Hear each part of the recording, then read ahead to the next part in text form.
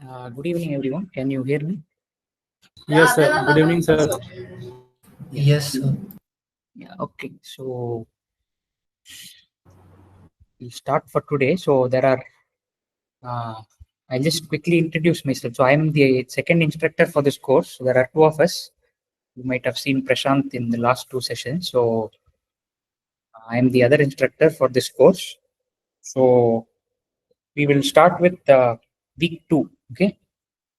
So week 2 we have quite a few things. So we have sets, functions of one variable, and then functions of two variables, right? So two variables. So there are host of concepts.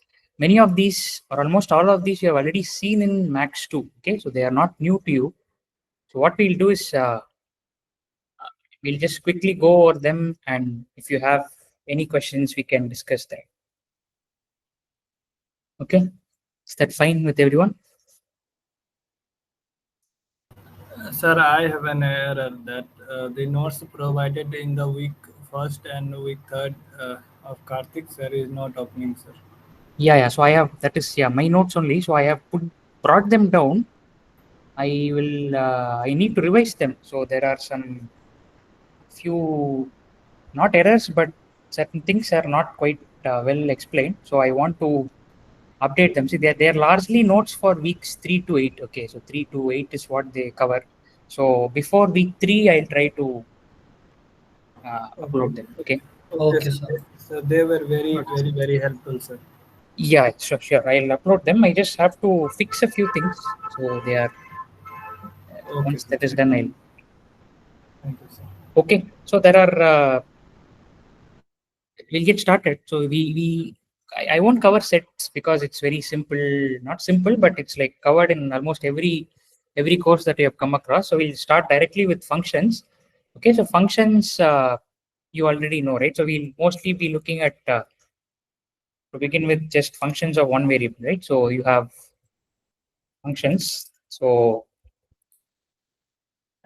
there is typically you are looking at real valued function. So it could be from R to R, okay, where for every input you have some mapping which is f of x, right? So f of corresponding types you have f of x, and this f of x is unique in the sense that a given value of x cannot have two different outputs. So every input has exactly one output. So that is a function.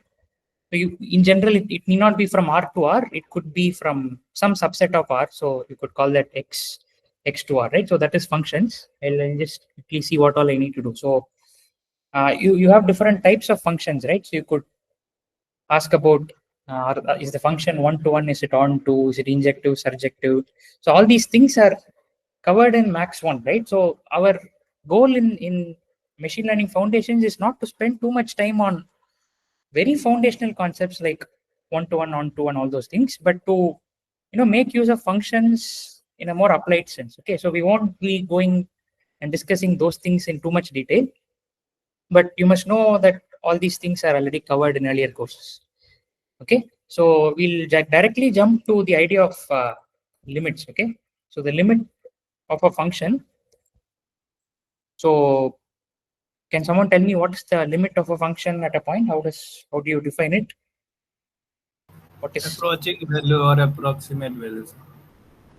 okay, right? So you typically talk about limit extending to c f of x. Okay, so this could be some value, right? So how do you define it? You are already familiar with limits of sequences, right? So if you have a sequence that's of the form xn, right? So where the sequence is defined as x1, x2, okay, dot, so on and so forth, right? So you know limits of sequences. So what you can do is you can kind of bring that idea to limits of functions also. So we have this notion of functional limit. So you can think about every sequence that approaches C, and you can ask what happens to f of xn. Okay, that's the also approach a particular value. Okay, so for most of the functions that we will be looking at in this course, the limits are going to be very simple. Okay, so the limits are eventually going to be the function evaluated at that point. So what I mean by that is, so if you have f of x, let's say is some polynomial, right? So x square plus 2x minus 1. Now, you could ask this question: what is limit extending to 3 f of x? So what would your answer be? F of 3? Yeah, in this case, it's f of 3, right? So these are very simple functions. Most of the functions that we'll be looking at in this course are of this form, but I just want you to keep in mind that this is not always the case, right? So for instance, if you have f of x equal to 1 by x, right? And or rather say, yeah, 1 by x should be fine. So if I ask the question, what is limit extending to infinity? So of f of x, what would your answer be? 0, right? 0. Okay, right. So I hope you all, you know all these things. So I'm not going into too much detail here because this is all relatively straightforward. So we can quickly I'll mention continuity and then move on to the other important things, right? So how is continuity defined? So a function f is said to be continuous at a point x equal to a if what happens? The neighborhoods are equal to A. Both the limits are Let's say equal. from the right hand and left hand limits are equal to the function value.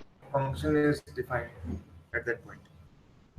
Converts to the same value. Right. So the limit of the function at that point, okay, should be LHL equal is to RHL, and that's equal to the value of the function at that point, right? So this is a classic example of continuity. There is a much more rigorous version of continuity that is present if you look at pure math textbooks, but this is enough for us, right, in this course. So we'll just quickly do a problem, a very classic problem that that is based on the idea of continuity, especially when you have functions that are defined in a piecewise manner. Piecewise meaning for different ranges of x, you have different function definitions. So I just take one example. So we can, so for x greater than 2, the function is defined as x squared plus 5. For let's say -1 less than x less than or equal to 2, it's defined as some m into x plus 1 plus k. And then otherwise it's defined as 2x cubed plus x plus 7. Okay. So this is for x less than or equal to -1. So this is a function that is defined in this way. Okay. So now you're asked the question, is this function continuous, right? So you can ask this question. So what do you think? Is this function continuous or? We will have to evaluate the values at critical points 2 and -1. Right, correct, right? So notice that this is already continuous in the branch 2 to infinity, it's x squared plus 5, and we have already mentioned that functions such as polynomials, so this we have to take for granted, okay? So we are not going to sit and prove this. Functions such as, so polynomials, most of the trigonometric functions, right? So especially the basic trigonometric functions such as sine, cosine, exponential functions, right? So e power x. So what else you have? And logarithmic functions, the log of x in its domain, right? So whenever we talk about continuity, we only talk about continuity in the domain of the function, right? So yeah, that brings me to the question. So before we go there, is log x continuous? yes. Yes. Yes, Okay, sir. it's continuous, right? So some of them have this tendency to look at log x and say at -10, okay, log of -10 is not defined, therefore it is not continuous. Okay, so that's a wrong argument. Log of -10 doesn't even make sense. So log x is, if you look at f of x equal to log x, so how should you actually define f of x? If I were to call f of x equal to log of x, right? How should I define f? F should go from what to what? 0 to infinity. Yeah, f should go from It the should be open greater interval, than right? 0. So 0 to infinity. it should be greater than 0, right? It can't include 0. So 0 to infinity to, I can make this go to r. Okay, it doesn't matter. But then you have to keep in mind that this is log x, right? And log if f of x equal to log x, it is continuous, even though at -10 the function itself is not defined. So you are not at all bothered about what happens to the function outside its domain. Okay, so that's Yeah, so functions such as polynomials, trigonometric functions, exponential, logarithmic functions, they're all continuous. Okay, so we take this for granted. So if you go back to this question, x square plus 5 is continuous, this is continuous, but then they're all continuous in their own bands. Okay, so you have to check for, as someone mentioned here, the boundary points, right? So you have to check for x equal to 2 and x equal to -1. Okay, so we'll do that. So what is the first thing that you will check for at the boundary x equal to 2? What should be equal? Is equal to m into x plus 1 plus k. Yeah, so x square plus 5 is, so the limit of x square plus 5, the right hand limit of x 9. plus 5 is what? At 2? 9. Okay, so that's the right hand limit. And the left hand limit is 3m m into plus k. 3m plus k, correct. Okay, so that is one equation that we have. So the limits have to be equal.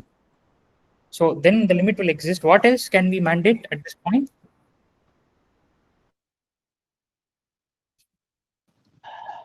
And k Again should at minus Again, minus 1. and 1. Okay, yeah. Before we go to -1, can you finish at x equal to 2? What should happen? Should also be equal to? 2, the value at 2. Yeah, what is the value at 2? So 3m plus k only. Yeah, so that gives us nothing 3m new. plus k. Correct, right? So that gives us nothing new. So we are done with the x equal to 2. Yeah, now we'll come to -1. What do we have at -1? The left hand limit is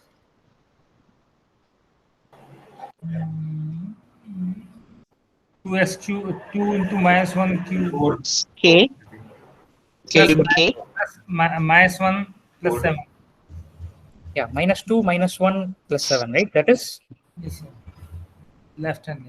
Yeah, good. yeah value 4, sir. is 4, right? So this is 4 and right hand limit is k. M k. Yeah, It will be k, I guess. Okay, sir. just k. Yeah. So once again, the value of the function at this point is k. So that doesn't give us any new information. So from this, we can gather that k is equal to 4 and m should be therefore 5/3. 5/3. okay, right? 5/3. So is this function? If you're asked, is this function continuous? The answer you could give slightly open-ended. So you can say that it is continuous if k equal to 4 and m equal to 5/3. If not, it is not, right? So if not, it's not continuous because either the limit will not exist or the limit. Okay, in this case, if the limit exists, that's kind of guaranteed. But then there might be situations where the limit exists, but the value of the function is not equal to the limit. So can someone give me an example of?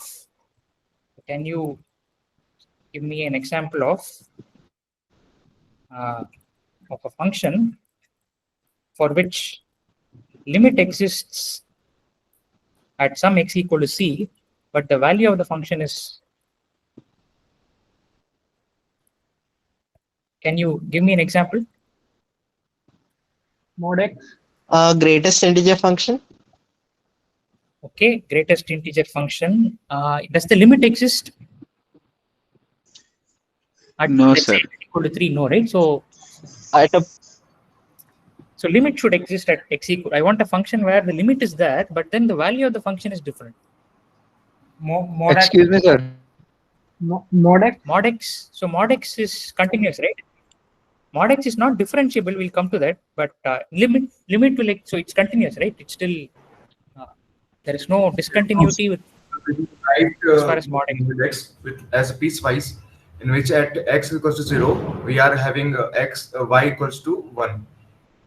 Yeah, so that's correct, right? So you can think of a piecewise function, okay, where at x equal to 0, something happens. So we'll take mod x itself, right? So f of x is x if x is greater than 0. Okay, it is minus x if x is less than 0. So far, so good. Okay, this is the limit at x equal to 0. What will this be? Sir, I have a doubt, sir. 0. Just 1 second. I'll just finish this one and then I'll take your doubt. So what will be the limit of the function f? 0, right? At x equal to 0 is 0. So if for the function to be not continuous, what should be f of 0? Anything not equal to 0. Other than 0. Not equal to 0, right? So x equal to 0. So I can say that consider f from R to R. Okay. Okay, like this. And if a not equal to 0, then f is not continuous at x equal to 0, right? Of course, it is continuous at other points, but then we just wanted one example. So The floor function, sir, floor function. which function? This you are writing about is a floor function. No, this is not the floor function. This is something like mod x, except that at x equal to 0, I am lifting it and putting the value of the function as something other than 0. Okay, yeah. Someone had a doubt. Who was that? Yeah, sir. Sir, how in the previous question, how we can get the 4 equals k there? That is from using the -1 point, right? So you want the function to have limit at -1. So the left hand limit is, you just plug in -1 here because the left hand part is anyway continuous, right? So limit will be value of the function -2 -1 plus 7. So that is 4. Right hand limit is so k, right? So -1 plus 1. So m into 0 plus k. Okay, sir. Okay, thank you, sir.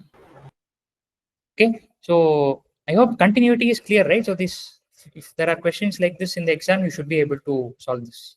Okay. Okay. So differentiability, we'll move on to differentiability very quickly. So we are still looking at single variable functions, right? Univariate functions. So you have, the definition is again based on the idea of limits only. So you have f prime of a, right? So what is the derivative at x equal to a, right, for a function f from R to R? This is defined as a limit, okay? H tends to 0. So what happens is you are looking at very close to the function at x equal to a. How fast does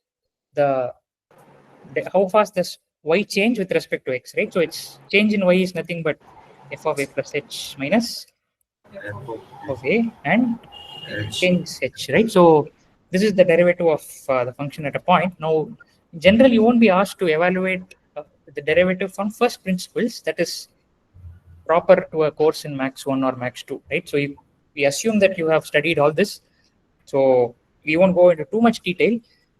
I hope you understand, you know, all the visualization, right? What happens to, so the derivative, so f prime of a is the dash to f of x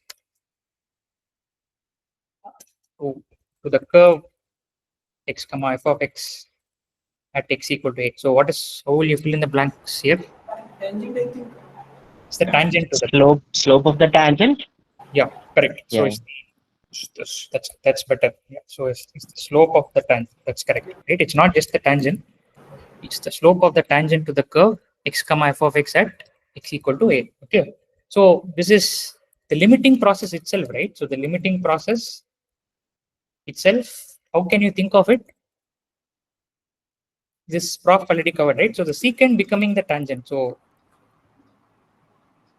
I hope you know all this, but maybe I just quickly run through that again. So let's maybe take x square, right? So x square is a very simple function.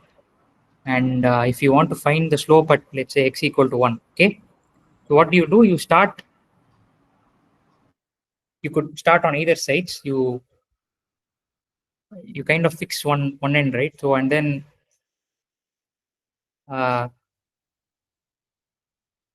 so this is the secant, okay?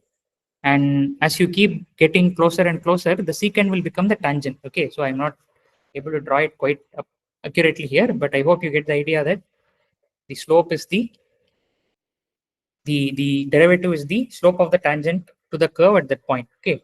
So our main use in MLF is to make use of the derivative, so to get hold of linear approximation. So before we go there, do I need to cover this product quotient chain rule, or are you all familiar with that? Do I need to cover that again? It was covered in the previous TA session, I think. Okay, yeah. So we can just skip that. It's kind of easy and there's nothing much to it. So let's quickly go to linear approximation, because that is kind of key.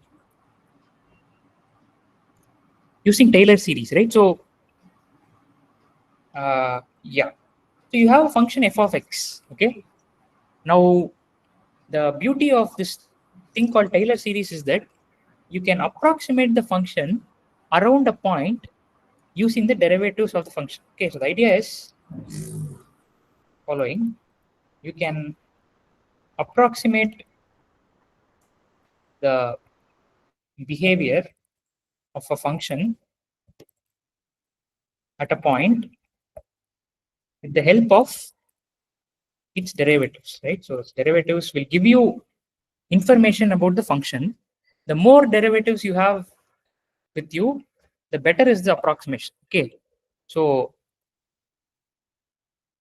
one thing you have to remember is the derivative gives you only a local information about the function. Okay, so f prime of a, for instance, is only going to tell you the slope of the tangent at x equal to a. It's not going to tell you what the function looks like or what its behavior is at x equal to 10, for instance, right? So it only gives you the local information. So how can you make use of that? You can make use of this as follows, right? So if you want to know function behaves, okay, in an approximate sense, around x equal to a, right? Around the point x equal to a, what you can do is you can approximate it in this way. So f of x is roughly f of a plus f prime of a, okay, first derivative of a into X X minus A. minus a, right? So this goes by the name of, Linear approximation. okay, this goes by the name of the linear approximation to f at the point Around E equal to x A. equal to a, X equal to right? Okay, so the notation I think Prof uses is LAF of x. Okay, so what you have to note is the following. The linear approximation is a function. Okay, that's the first thing. It's a linear function, meaning something of the form ax equal to b. So ax plus f of x equal to ax plus b. Okay, so the linear approximation is a function. First thing, f at a point is a function. Okay, that's the first idea. The second idea is that it gives an approximation to the function at that point. Okay, in and around that point, I would put it that way. Okay, this approximation is not valid when you step far away from that point. Okay, so please keep that in mind. You should not, like, you can't replace, for example, you can't replace the function x square with its linear approximation at x equal to 1. Okay, that will only work for a very small region that you see around here, right? So maybe for this small region, you could perhaps use the approximation, but not otherwise. Okay, and so that's what you need to know about the linear approximation. So any questions in the linear approximation? Did any of you have any questions? Yeah. So the linear approximation is for linear functions only. No, so the linear approximation is for any function, but the resulting approximation is linear. So if the function is already linear, right, you don't need to approximate it at all. So it's already linear. For example, if you have f of x equal to 3x plus 4, then, so let's take the example of, say, let's take the example of f of x equal to 3x plus 4 and go according to this definition of the approximation at x equal to 0, let's say, right? So L at 0 of f of x will be what? F of 0 plus prime of f prime of 0 into x minus 0, right? What should, intuitively, what will this result in? This will result in the function itself, right? So this is actually the function itself. So if f is already linear, then L, whatever L, the linear approximation is the function itself, right? So there's nothing to approximate. So in that case, you would not even call it an approximation. So the linear approximation comes in when you have nonlinear functions like, say, sine x or e power x, something more complex, say x sine x. Okay. Yes. Okay, so we'll do let's quickly do one example, two examples. So one involving sin x, but then we'll also bring in higher order approximations in this process, right? So let's approximate sin x at x equal to 0.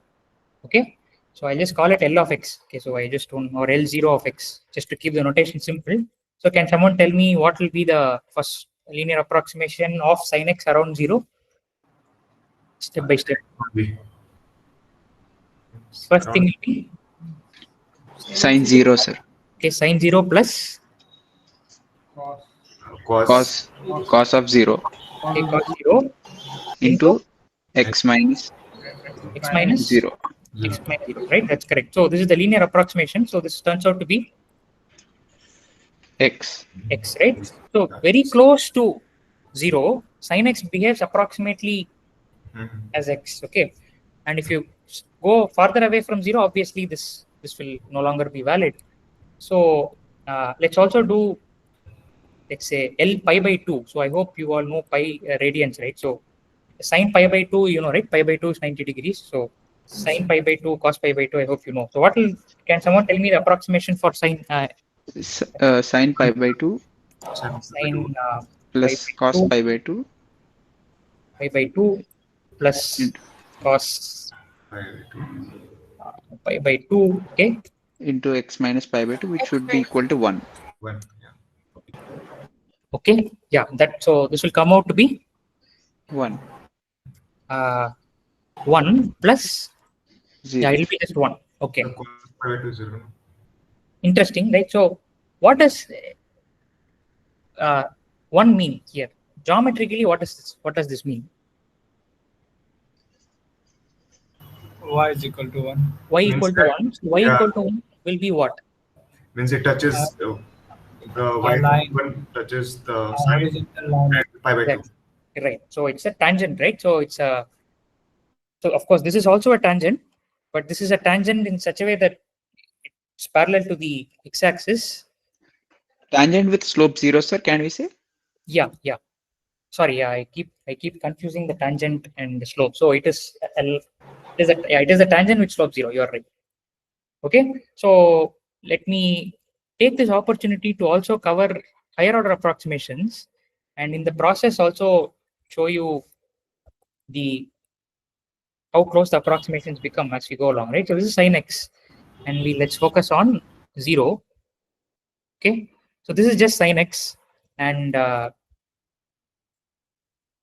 I will keep plotting, or I'll keep annotating the curve. So this is f of x equal to sin x. This is the original function. Okay, and now I'm only interested in what happens to the function around the point x equal to 0. Okay, very close to the point x equal to 0. So I know that the first order approximation is x. Okay, so it's y equal to x. So let me call that L. I hope you won't get confused if I use this notation. Okay, this is L1 of x, meaning this is the first. I'm using only the first order approximation. Okay, so this is y equal to x, correct? So how does it look like? It looks like this. So this is the first order approximation of sin x at the point x equal to 0. Okay, it's a line, it's a tangent to the curve at the point x equal to 0. So let's also look at the second order, higher order approximations. So how is that given? So f of x, so the higher order approximations, once again I'll use the symbol approx. So you start with f of a. So this is like second, I'll use this to don't note the second order approximation to f of x, right? In general, f of x. So this is f of a plus whatever we have done so far, f prime of a into X minus x a. minus a. What is the next term? Double dash a. Double prime of Double dash a. Yeah. So f this f prime, f Double prime of a by 2 by 2 factorial. yeah 2 factorial, or in this case just 2. Both are right. So but 2 factorial minus whole square, right? So this is the second order approximation. Now you could also move to the, could also compute the, let's do three of them for sin x. So that would have one more term. What is that term? This the f triple dash A divided by Yeah, so 3 factorial. it'll be a triple dash, right? So Yeah. prime of A, if triple prime of A by 3 factorial 3 into factorial, yes, sir. X minus A whole cube. Cube. whole cube, right? So let's Yes, look at sir. the second order approximation for sin x. So that will be f of, that will be, I won't call it anything. I'll just start sin 0 plus cos 0 into x minus a, which is x minus 0, plus f double prime of a by 2 factorial. So what will be second derivative of sin? Minus cos x. Minus sin 0, right? So that is Yeah, sorry, minus sign. yeah. So that is minus sin 0 by 2 factorial into x minus 0 whole square. Now you are left with the same thing, right? Because sin 0 is 0, so you are left with whatever you carried over from the first. So that's second order approximation is not giving you anything new. So you'll have to go to the third order approximation. So you will have one more term here. Can you tell me what f triple prime of 0 will be for sin? Minus cos Again, x. cos 0.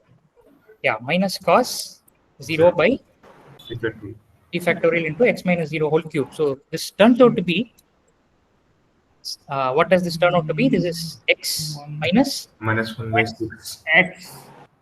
Minus 1 by x. x cube by 6. Is that correct? Yeah. Yes. Okay. Yes, So x minus x cube by 6. So let's go back and plot this. So that I'll call that the third order approximation. So this is L3. Okay. This is x minus x cube by 6. Note that these are all polynomials. So they are also often called Taylor polynomials because they come from the Taylor series. Okay. Each one is a polynomial. So this is the Taylor polynomial. Let's draw x minus x cube by 6. Okay. So that's the orange curve. So notice what happens as you add more and more terms, okay, in the Taylor series, in the Taylor polynomial rather. So as you go to higher degrees, the approximation around 0 starts becoming better. Okay. So if you have only first degree information, which is the first derivative, you will always end up with a line. But then if you bring in higher order terms, you will start somewhat seeing sin x approximated better and better locally. Still, it's all local. Okay. So this is something to keep in mind. In fact, if you keep doing this, right, you will realize that you can actually see that this is the expansion for sin x. So this is x minus x cube by 3 factorial plus x power 5. 5 by 5 factorial, right? And so on and on. Okay. So you have x power 7. Yeah, x power 7 by 7, so on and on. So there is a similar expansion for cos x. Okay. So this is something that you must, not necessarily for the exam, but it's good to know that you have these expansions. Yeah. So any questions regarding Taylor series linear approximation, or can I move on to the next one? Critical points. Okay. Sir, Higher order approximation. Yeah. Sir, what is the overall idea around the linear approximations? Why do we need that? So linearity is a very powerful concept. So one thing is that when you linearize, once you linearize a function, you can make use of the apparatus of linear algebra to help you, right? So linear functions besides are very well behaved. We understand them like really well. So that is one of the motivations. If you ask me what is the real world motivation, there is no such thing, right? So it's very hard to find real world motivations for everything in math. But from the point of view of calculus, at least, when you linearize, life becomes a lot easier. So you can locally explain what happens to the function using the tools of linearity, right? Linear algebra and all that will come in. Okay, sir. But sir, which order of the linear approximation should we use where that is in confusion, sir? So see, the moment you go to second order approximation, it's no longer linear. So when you say linear approximation, you stop with the first derivative. Okay, sir. Okay. But if the polynomial is given like correct, polynomial is Agreed. So the higher the degree, the better the approximation. But then, first of all, it's computationally expensive, right? You have to spend more time computing those derivatives and then approximating it. And the gains from that is not too much. So we'll see. So for your question on where this will all pay off, this will pay off when we study optimization. So one technique called gradient descent is heavily based on, or it draws inspiration from this linear approximation, right? Okay, sir.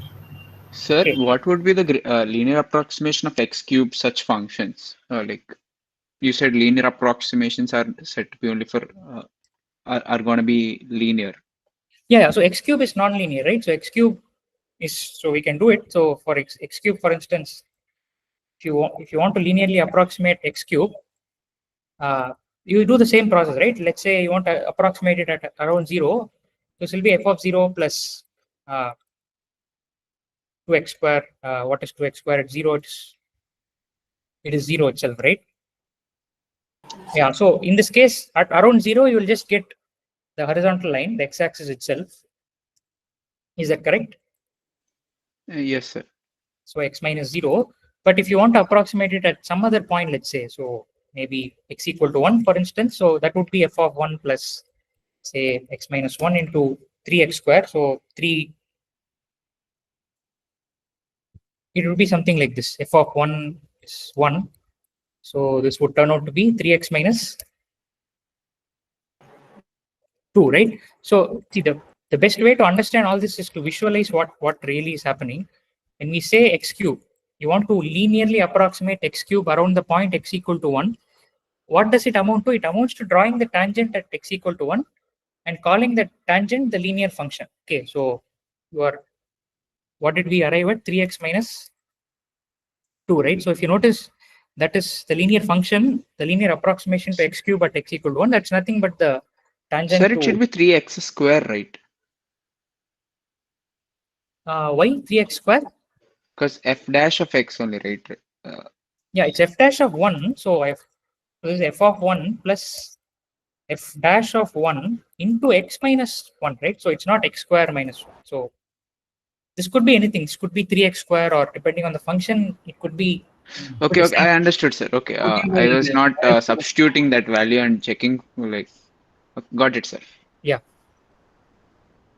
Okay, so yeah, so you could kind of make use of the linear approximation to notice the following. So you have, again, let me take the linear approximation at some point a. So this is f prime of a into x minus a, right? Now, okay, so this is approximately the same as f of a plus f prime of a. So to the left and right of a, if the value of f doesn't change, okay, to the left and right of x equal to a, if the value of f is roughly the same, then what does that mean?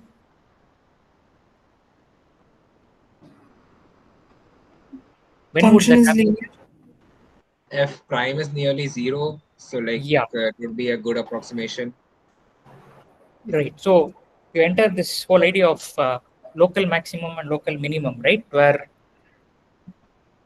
to the left and right, you are kind of at the same function's value, right? And you can kind of link that and show that f prime of a is 0. This is not it's not a really rigorous argument. We will not spend too much time on local maximum, local minimum. I'll just state the most common results here, and then we'll come back later. Okay. So in week 8, week 9, we'll discuss all this in greater detail. For now, what it is enough to know that if the function f is differentiable, okay, and if it has a local maximum at x equal to a, then what can you say about f prime of a? Or local maximum, local minimum? Equal to 0. Okay, so this is something you must know. Okay, so this is, we have seen this in max 1, max 2, wherever, right? Yes. Conversely, if f prime of a equal to 0, okay, assume that all this differentiability, all this holds, right? So we are going to assume that all through. What can you say about x equal to a? Are they increasing or decreasing? We can't comment on this. No, it is either maximum, it is either maximum or minimum. Not necessarily, right? So that's where you have to be careful. Yeah. So or saddle point. Yeah, right. So you have to be careful. So we can't really make any comment. So we'll just call this. There's a terminology for this. What is it called? Critical point. Yeah, the critical point, right? Okay, strictly speaking, if you look at critical points, you should also include points where the function is not differentiable also, right? So, but then we'll assume that we are only working with not simple, but very convenient functions which are differentiable. So our critical points will be those where f prime of a is 0. So a classic example for a critical point that is not an extremum, right? Extremum means maximum or minimum. Do you know a function? Can you tell me a function and a critical point where it is not an extremum? X cube, sir. Exactly. Right? So x cube, and the point is 0. X equal Zero. to 0. Right? So x equal to 0 is neither a maximum nor a minimum. So you can you should have seen x cube, right? So this is how x cube looks. So at this point, you notice that the curvature is kind of changing, okay, and it's neither a maximum nor a minimum. Okay, so this direction is very important. You should never forget this. That okay. However, we will make use of this more than the first point. The first point is kind of obvious, right? So if you already know the maximum, there is nothing for you to do. So what is important is the second point. Okay, so you will first compute the critical points, and then you will see if it is a maximum, minimum, saddle point, whatever it is, using other tests. But then the second point, unfortunately, is what is more important than the first. Okay, so that is all there is for functions of one variables. Shall we go to this 3D geometry now? Is that fine? Yes. Yes. Sir, like once could you show what you taught? Like I just lost some. No, I don't want you to repeat everything. I just covered this mainly continuity, differentiability, Taylor series expansion, and linear approximation. That's the main thing I did. Sir, Taylor series expansion is that sign higher order sign, and is it that part? No, this one, right? Whatever we did in the form of linear approximation and then higher order approximation. So the whole f of a plus f prime of a into x minus a, and then f double prime of a. That is Linear the approximation itself is called Taylor series. no. So the Taylor series approximation. So Taylor series is this kind of series that keeps going on and on. So Okay, the linear approximation is when you truncate the Taylor series after just the first term, right? So this is the first term, or rather the second term, right? So if you include f of a also, this is the second term. If you truncate the Taylor series to the first term, then what you get is the linear approximation. That's often called a Taylor polynomial, because this is a polynomial, right? It's a polynomial of degree 1, linear polynomial. So linear, degree 1 polynomial. Okay, Sir, slope of sorry, f dash of a is the slope of the tangent of the linear approximation, right? Yeah, slope of the line. So the linear approximation is just a line, right? So it's the slope of that line, and that happens to be the tangent. Yeah. Okay, sir. Yeah, thank you, sir. You can move forward. Okay, so 3D geometry. So this is 3D. What should I call it? I'll just call it 2D 3D geometry. So it's not really 3D. You have points, lines, planes, hyperplanes in 2D also. So points are very simple. Okay, so we'll mainly look at R2 now, the plane, and then you can extend it to R3. So points are simple. So any point is of the form x comma y, right? So that's simple enough. Lines, there are a few ways to represent lines, and it kind of helps to keep track of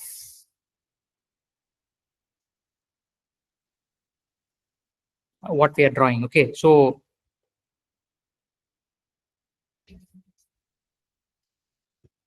Yeah. So what is line? So let's start with representing lines. Very quickly, I'll just draw the axis, and you must know most of these, but I'll rush through this. Okay. So let's start with lines that pass through the origin. Okay, this is some line that passes through the origin. Okay. So I want to describe the set of points on this line. It's a set. Okay. How will you express this set? Y is equal to AX. Yeah, y equal to, that is correct. That's the equation for line. AX. But then the point Ordered and pair xy. no, sir. Sir, a point and the direction of a vector that passes. okay. So do you need two things? Yes, sir. Or is it just enough if one is there? No, two things. A Like point x and comma m into x, point and the direction with relation. like an ordered pair x comma mx. Okay, x comma mx. Okay.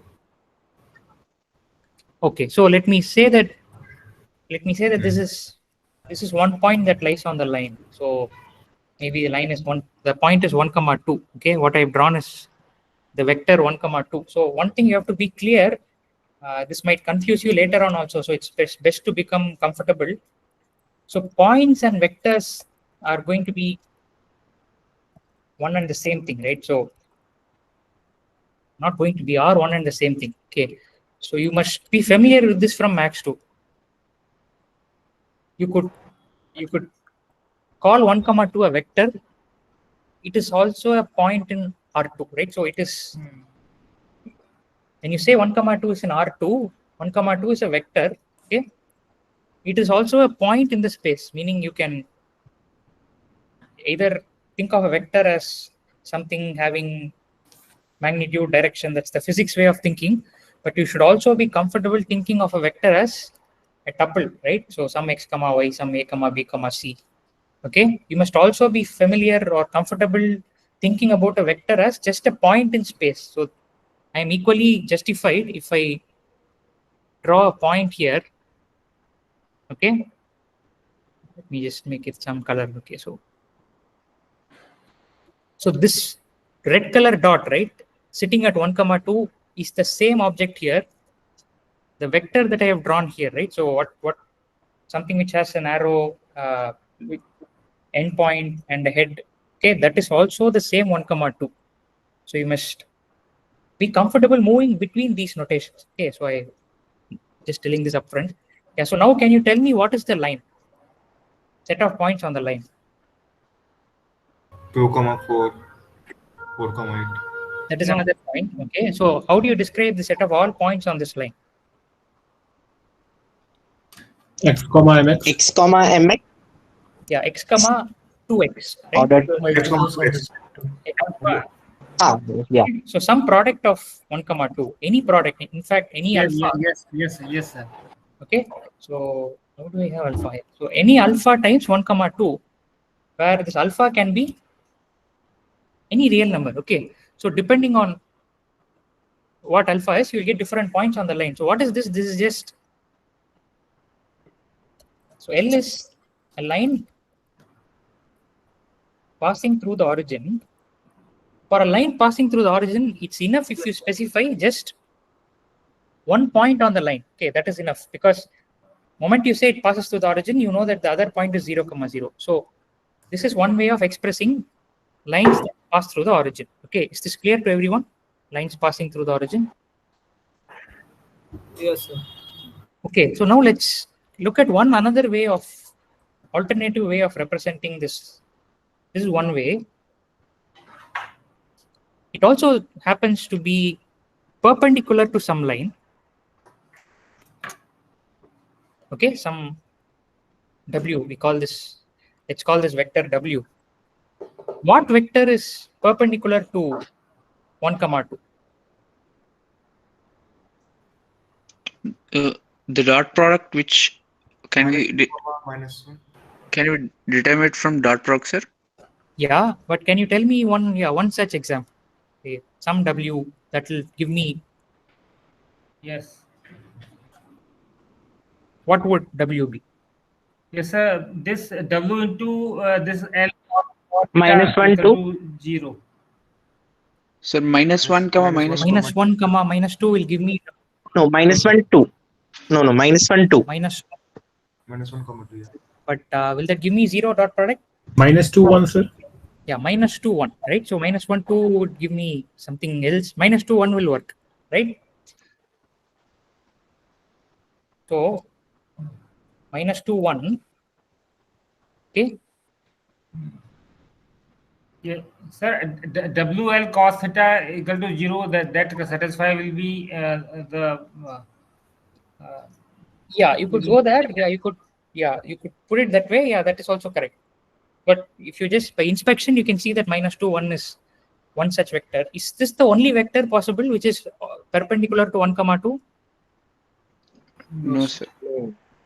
It could be in the other direction, opposite to the W direction. Opposite direction also. And the below the Are there, this.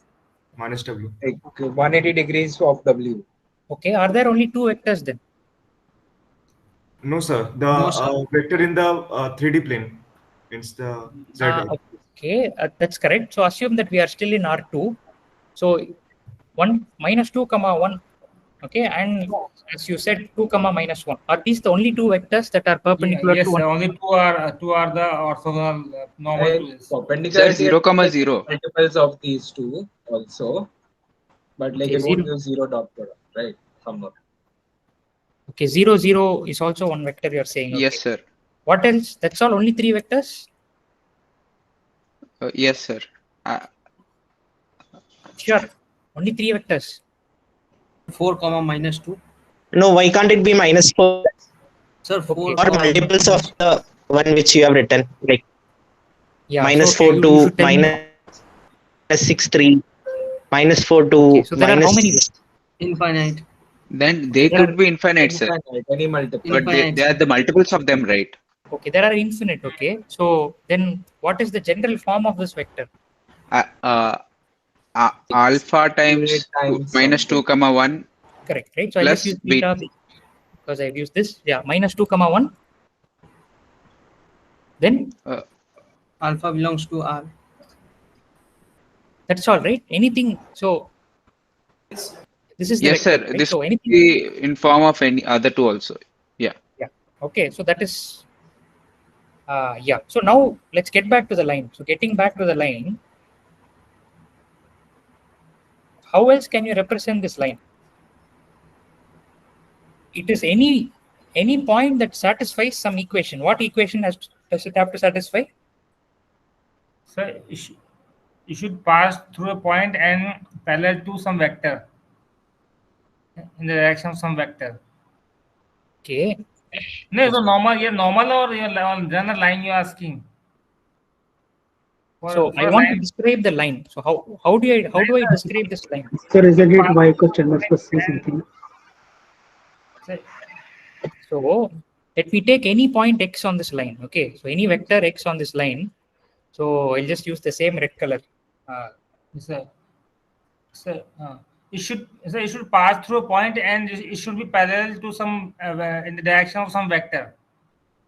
That is already done. So that we have already done. It is passing. It's parallel to 1, 2. We have described it.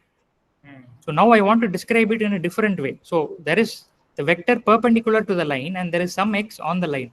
So what can you say about W transpose x? 0.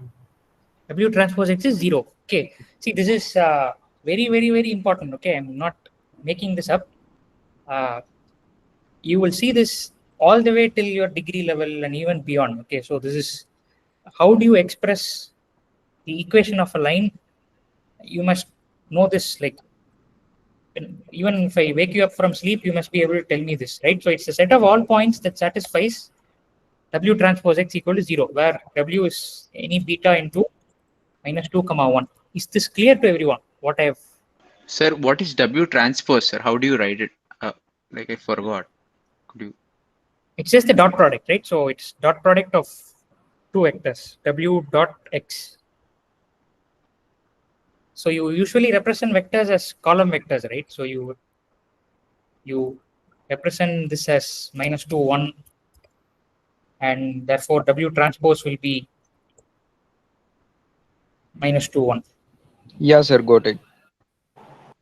Okay, so is this clear to everyone? This second equation of the line. Sir, 1 second, sir. Could you continue from there? What you were about to say? After W transpose into 1, 2, right? We have to do x, since we have to multiply it to x. No, so 1, 2 is just one point on the line. What I'm trying to do is describing all the points on the line L. Sir, excuse me, sir. Sir, W transpose is the same vector as W, or how can we interpret geometrically? That is what you see here, right? All vectors which are perpendicular to W will lie on this line. X is any vector on this line. Yes, and that's sir. perpendicular to W. Or W, what is W transpose? Geometrically, what we can say about W transpose? That is geometrically, right? 90 degrees. Okay. Or Sir, W, what does this L represent here? L is the set of all points on the line. So what is W, sir? Okay, What is sir, W? okay. W is the vector. So what do you see here? What do you think W is? No, sir. W and W transpose are the same thing. No, right? I just told you that they are not the same thing. No, but geometrically they are same thing. Geometrically. Geometrically, yes, right? You only have the vector. So the vector and the transpose are the same vectors. Okay. Yes. Sir, then what? Then can we say W into X is equal to 0 instead of doing transpose? Since you are saying both are same. Won't multiply though, right? So see, this is how do you combine two vectors? You can't just, you can multiply them element wise, that is correct, but then that will give you another vector. So what we are, so you have to go back and look at max 2, right? So what is W transpose X? It's the same as W dot X, right? This is the dot product, right? So you remember dot products, right? You studied It's this. 9 o'clock. Yes, sir. Yes, sir. Like it's in 2 terms away. That's why we are struggling. The multiplication Excuse will me, not sir. be. Yes. Sir, Multiplication L will will be the points of the perpendicular, like sir, dot product is 0. And sir, you are saying that L is the whole set of points, sir. Sorry, what? I didn't get the question. Sir, what is L here, sir? Can you please confirm me? L is the set of points on the line. But sir, here it is dot product equals 0, so that will be perpendicular, sir. Perpendicular line. No. See, you have to understand this is set notation, right? So you are extracting all those values of X for which W and X will be perpendicular to each other.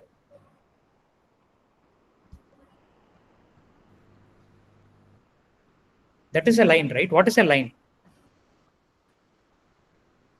Geometrically, what is a line? Set of points. The set of points on this line, right? So every point on this line is what makes up the line. So how do I know that this point is there on this line? I know that because if I take the dot product of Okay, W, sir. Yeah. Okay, now got it, sir. it will be 0. Okay. Yeah, sir. Okay, thank you, sir. So you have to be comfortable with both of these notations, right? Both of them refer to the same line. Okay. It's just different ways of writing the same thing. So now what we'll do is we will look at slightly different line where we don't have the comfort of the line passing through the origin. Okay, so let's delete these fellows. So you have, what I'll do is I'll retain this fellow. Okay, this is not the actual line, but then the actual line is parallel to this line. Okay, so this is L now. Okay, but this could be any parallel line. So in order to fix this, I should also give you some point on the line. Okay, so let's say this is. Sir, sorry for interrupting. You're doing W transpose because when you need to do multiplication of matrix, we need to match up the columns. That's why are we doing W transpose? You could think of it that way, yeah. Like 2 into 1 and 2 into 1 matrices are there, so we need to multiply. So we are converting in one of the matrix into 1 times 1 cross 2 matrix, and the other is 2 cross 1. So for that reason, can we say, are we doing that? Yeah, that's why we are doing it. So that's another way of writing the dot product. So the usual dot product. Okay. Sorry, sir. I could recall it now. Okay. So actually, my doubt is why is the W 2 into 1 matrix unlike X, which is a 1 into 2 matrix? W, so X is also 1 cross 2 only, right? So X is, what is X? X is actually x1 comma x2, right? See, everything is a column vector. So that is one notation that we take. You must be comfortable with, right, representing X as 1 comma 2. It is also the same as 1 comma 2, right? So sometimes I will write it like this. Sometimes as a column vector. Okay. So if this transpose is confusing, for now we can stick to W dot X, but then this W dot X, the issue is, it seems as though you are multiplying element wise. So that's why I prefer transpose. Yes, sir. It's clear, sir. No problem. Thank you, sir. Yeah. Okay. So I'll just push this back. So that the arrow comes in the front. Okay. So this is 1 comma 2. This is a line parallel to 1 comma 2. Okay. But then that's not enough. You should also tell me a point on the line. Only then I'll fix the line. Okay. So a line. So geometrically, I can define a line two ways, right? Either give me 2 points on the line, then I determine the line perfectly, or give me a line parallel to it and some point on it. Okay. So we look at both these ways. We'll look at this one first. So we are going to look at this first. So give me a line parallel to it. So this is the line parallel to it, and then give me some point on it. So the point on it is, let's say minus 2 comma 3. Okay. Okay. So now how do you describe L? L is the set of points. Sir, alpha times 1 comma 2 plus some constant. Okay, alpha times 1 comma 2 will give me any vector on this line, but should it be a constant or should it be something else? Since we are just doing the shifting of the line, so it should not change the slope, so it should be constant is what I feel. Okay, can it be 1? Yes, sir, it could be 1. Minus 2 plus minus 2 and minus 3. This is a point. Yeah, right. See, first of all, 1 can't be 1, right? Because you're having a vector here and this is a scalar, right? So it has to be another vector. It has to be a vector on the line. Okay. So so this will help you a lot if you manage to look at it geometrically. So sir, can you make that minus 3 into 3? It is a bit confusing. It's 3, no? Actually, since it's in the second quadrant. Sorry, sir. Yeah, it's 3. Yeah. Okay, so what is happening is, remember that you can shift vectors parallel to themselves, right? So I'm going to copy this 1 comma 2, move it here. Okay. So when you add this vector, so let's call this vector u, and this vector is v. So when you add u and v, geometrically, what does it mean? It is another vector whose, so this vector will connect which point and which point? So this one, the 1, 2 and minus 2, 3. Yeah, the tip of this vector, right? So this is vector addition. So this is u plus v. Okay. I hope you remember this. Yes, yes. Yes, sir. Yes, sir. Vector addition.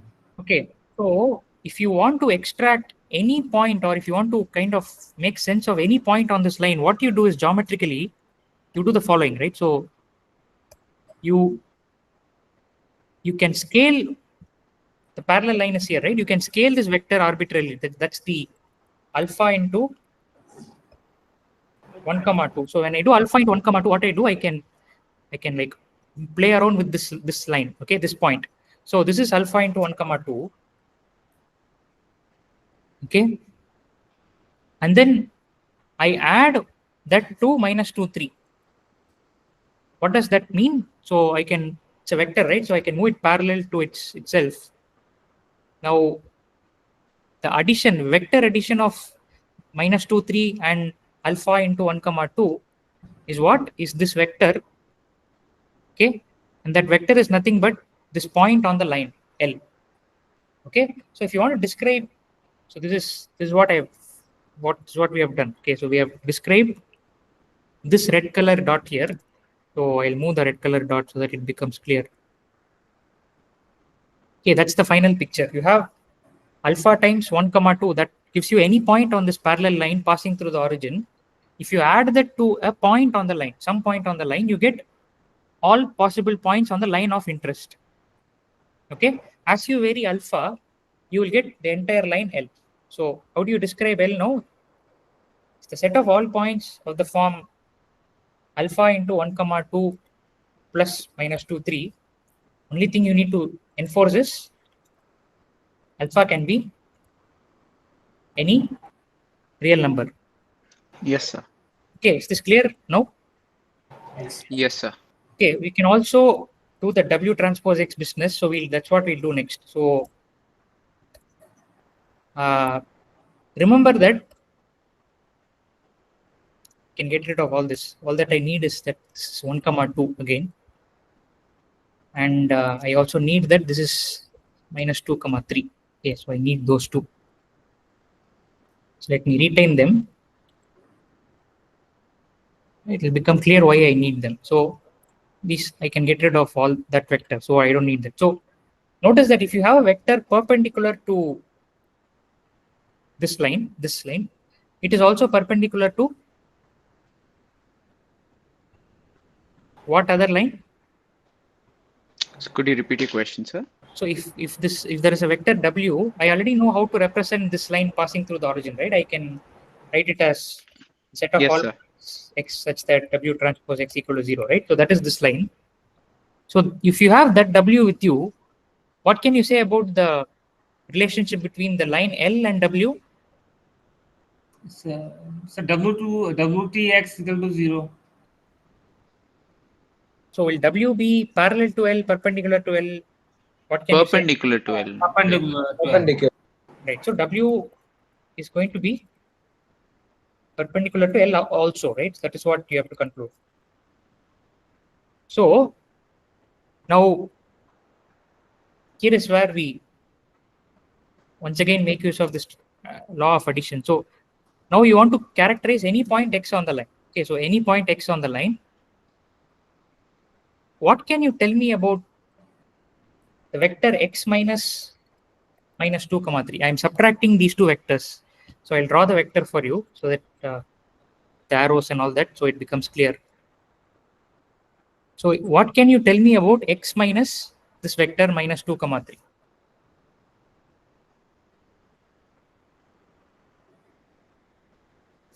What is the other direction? Normal, but in the other direction. Normal to the like 180 degree of like the direction. Okay, first of all, is this also a vector? Yes, sir. Okay. Yes. Where does it lie? How does it lie? Where?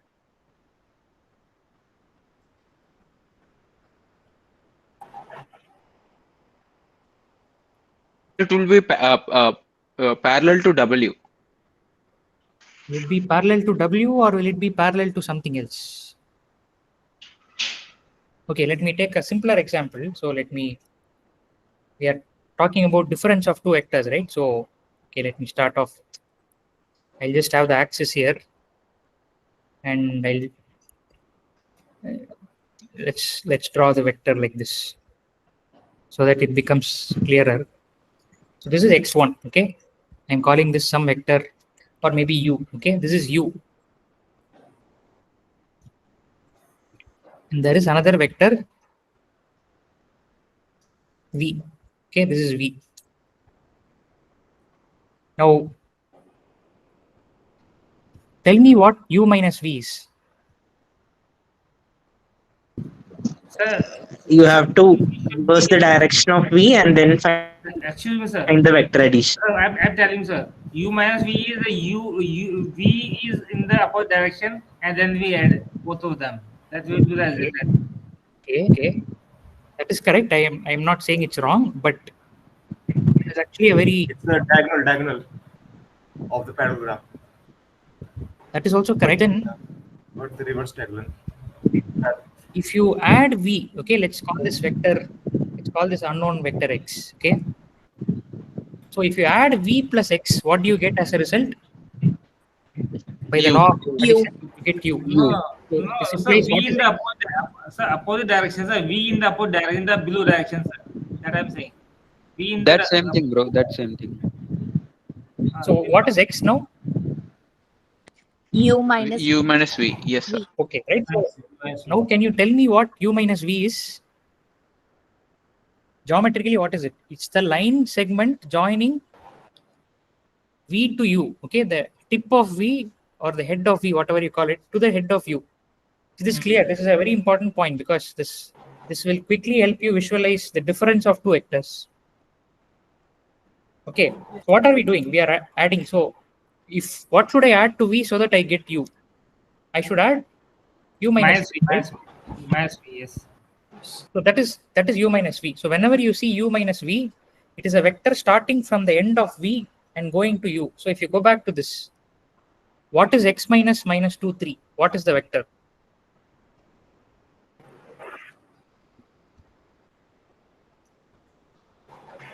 It's like parallel to L. It's on the line L. Yeah, it is Yes, on the sir, line parallel L. to line L. Okay, that is correct. But then where does it start and where does it end? It starts from X and ends to X minus and 2, 3. minus 2 and 3. 2, 3, yes. Is it that way or the other way? No, it will be in the upper direction. Direction which is in this case, it will be Ends at X only. Yeah. Is this correct? So, sir, in this case, so minus 2 is it X minus 2, 3 or minus 2, 3 minus X? No, X minus this vector, whatever is this. So let's call it U, right? If it's confusing, so it's U, right? So X minus U is what we are interested in. So it starts from U and ends at X, correct? This is X minus U. Is that correct? Okay, so I hope I somewhat at least clear, right? So if you have, what I'm trying to get at is, if you have 2 points x1 and x2 on a line, then x1 minus x2 is a vector. Yes, sir. What to the line? Starting from x2 to x1. Correct. But geometrically, this is another line or line segment. And what is the relationship to the line? Parallel, sir. Parallel to the line. Okay. So please remember this. If you have two vectors and if you take the difference, it is actually the vector joining those two lines, and it will naturally be parallel to the line. Okay. So if x1 minus x2 is parallel to the line, what is W transpose? In this case, it's x minus 2, 3, right? What can you say about this? 0, sir. This will be 0. Therefore, you can write this as W transpose X minus W transpose whatever. So I'm going to call this W transpose minus 2, 3, right? So the minus of this. I'm going to call that B. Okay. So if you call this B, then W transpose X plus B equal to 0. Is this clear to all? Yes. Okay. So remember, in the case of a line passing through the origin, we represented it as the set of all points which have, where did we do that? Like this, right? Now, what are we going to do now? We are slightly different. We have to represent it as, drawn too many things. Where did I draw? Yeah, so I have to represent it as follows. So it's the set of all points such that W transpose X plus B equal to 0, right? For a suitable choice of W. I hope this is clear. Yes, sir. Okay, so you must remember always these two ways of representing a line. Okay, if you are given a point and a line parallel to it and a vector parallel to it, you should be able to represent the line. Alternatively, in the form W transpose X plus B equal to 0. Okay, so Sir, this will could you re-explain about the B part? How B is minus W transpose? You are just calling that B. Okay, that's all. So you generally represent it in the form W transpose X plus B equal to 0. For that to happen, B has to be. Okay, understood, sir. Okay, you are adding that constant. Yeah. To line passing through the origin to differentiate from line passing through the origin and other lines. Am I right, sir? Correct. Yeah. Okay. Yeah. So that B, if the B is 0, then it will be passing through the origin. Yes, sir. Otherwise, yeah. Got it. Okay. So one word of caution. So this W transpose X plus B equal to 0 notation for a line works only if you are in. Okay. This is important. So in R2, W transpose X plus B equal to 0, that's a line. If you are in R3, for example, this will become a plane. So that's what we are coming to next. So very quickly, we'll do that. The ideas are the same. It's just that you have one more dimension. So this is a bit hard to draw. So I'll have to see how I can do this. So this is, you have to visualize this as a plane. Okay. So this is a plane. I hope you can visualize this. Okay. Some plane in R3. And what you have is, this is a vector that is perpendicular to the plane. That's called W. Okay. So this W is like perpendicular to the plane. And what else do you have? You have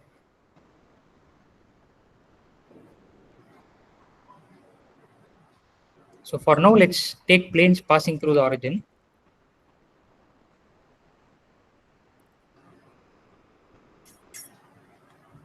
Okay. So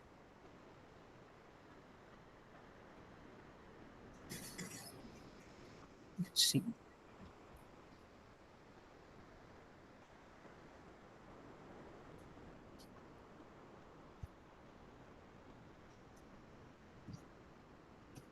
Okay, so this is the origin. So this is like 0, 0, 0. That is W, which is perpendicular to the plane. This is some X, Y, Z. Okay, I hope you are able to visualize this. So what will be the equation of this plane?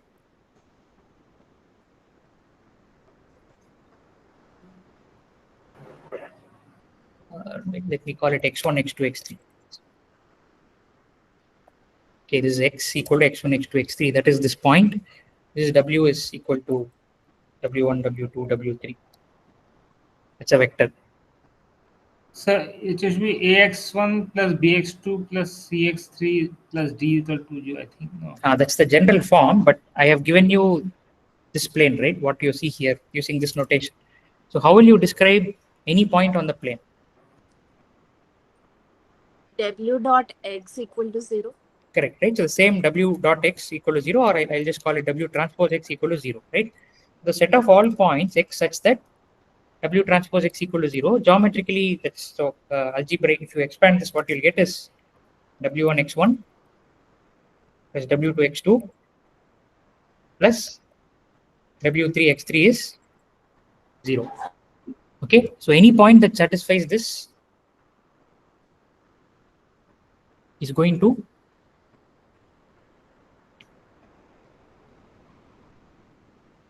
be on that plane.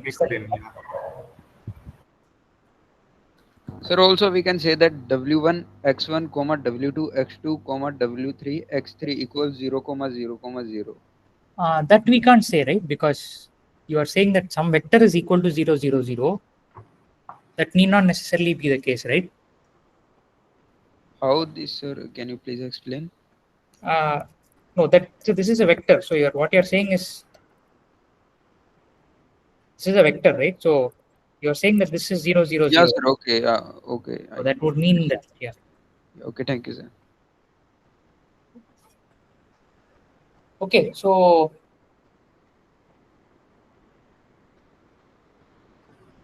yeah. So what about? Is this clear to everyone? How you express or represent a plane passing through the origin? Yes, sir. Yes, sir. Okay. So for example, if you want a plane that is perpendicular to 1, 2, 3 and passing through the origin, then it will be just x1 plus set of all points that satisfy x1 plus 2 x3. So it will be of form x1, x2, x3 such that x1 plus x2 plus 2 x3 equal to 0. So this will be the plane. Okay. So we'll say that P is a plane passing through the origin whose normal is 1, 2, 3, right? So normal to the plane is nothing but a vector orthogonal or perpendicular to the plane. Okay. Now you could do the same thing for planes that are not passing through the origin. So there what you have to do is this may not be 0, 0, 0, right? So you still have some W that's say potentially that's still perpendicular, right? So W assume it's going all the way down, but it's still perpendicular to the plane. But you now need some point on the plane. Okay, so this could be, let's say you have 2 points on the plane. Okay, I'll go back to vector notation. That's more easy. So let's say you have a vector x1 and you have another vector x2. Now what will be x1 minus x2? What can you say about x1 minus x2?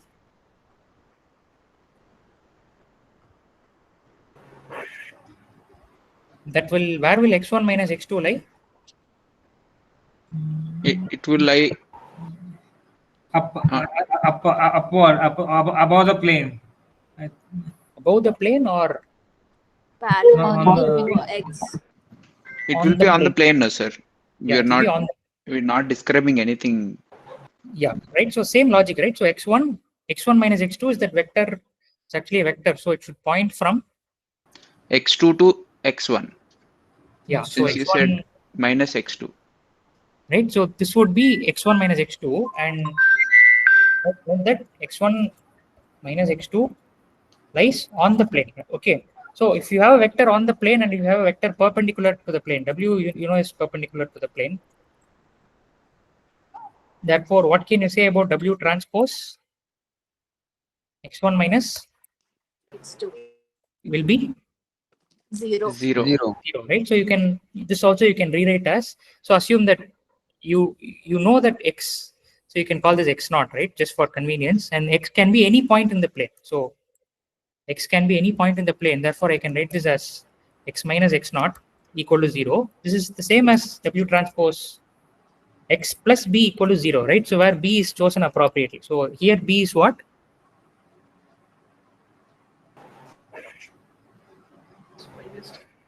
Minus of W transpose. Yeah, transpose x or x naught? X. X naught. X naught, right? Because that is the x is here, right? So you can, therefore the line, so this is called a plane. So this is a plane in R3, you know this. You can actually extend this idea. So you can, this you will see in MLT, those who have taken MLT together with MLF, you'll be seeing this very soon. So P given as a set of all x, let's say W transpose x plus P equal to 0, okay, is in general called a hyperplane, especially when you are in higher dimensions. Okay, you are in 3-dimensional space. So it's a plane. Okay, in fact, you can be very specific with this. So if let's call the dimension, so let's call the dimension D. Okay, then you can say the following: if D equal to 1, or rather if D equal to 2, right? What is P? P is it a plane? Is it a hyperplane? Is it a line?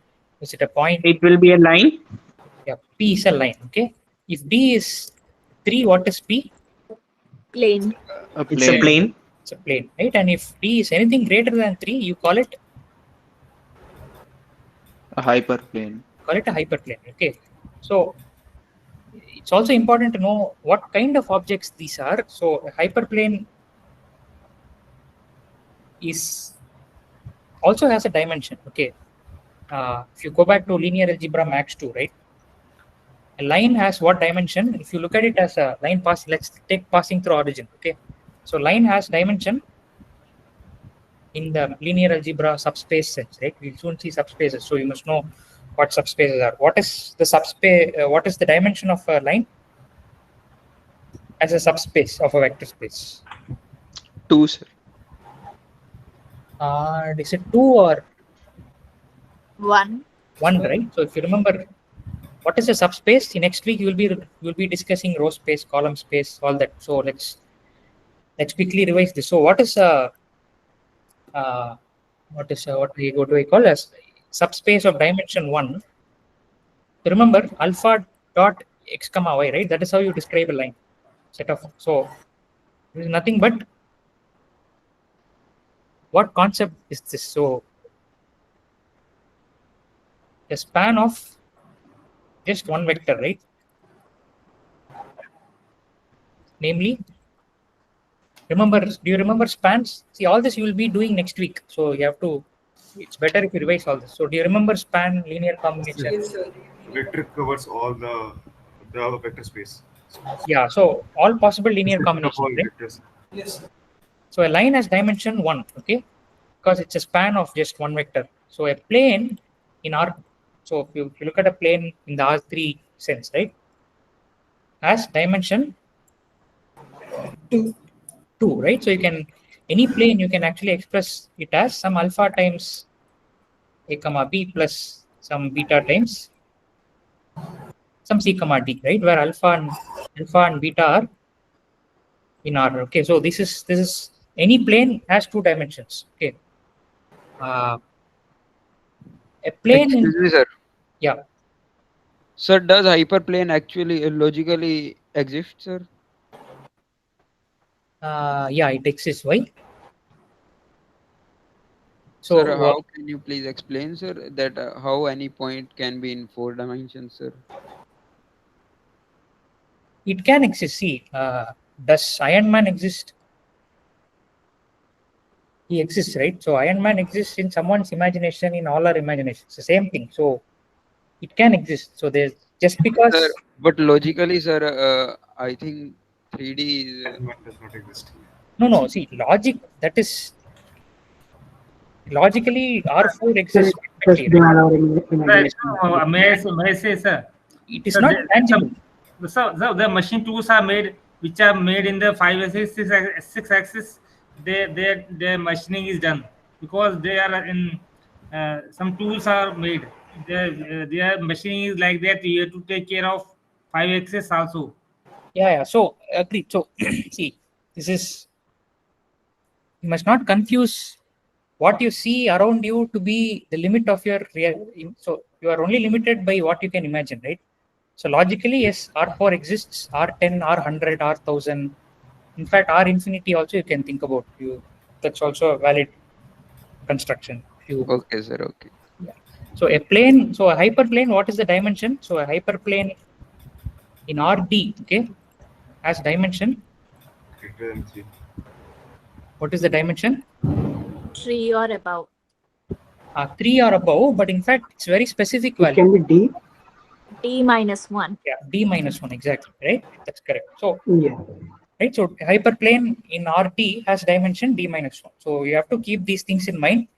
So where will you encounter hyperplanes? So hyperplanes are, you'll encounter hyperplanes everywhere in ML, but at least one place is a place called classifiers, right? So there are what are called linear classifiers. You all studied supervised learning, right? So you all studied supervised learning. You studied regression. You also studied classification. Is that correct? Have you come across classification in week 1? Yes. Yes, sir. Yeah, we have done classification. Yes, so classifier is what? It's something that tells you if a given example is in class 1 or class 2, right? Or class 0, class 1. So it just spam versus not spam is an example of classification.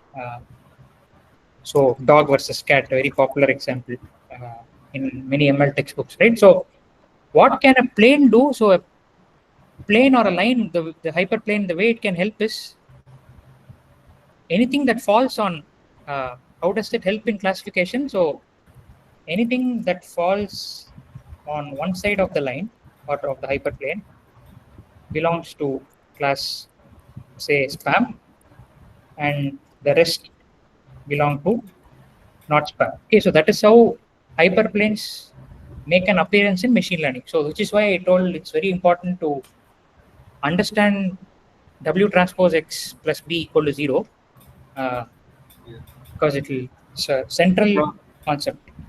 So I have a doubt. Yeah. So how does this RD has dimension D minus 1 came, this statement?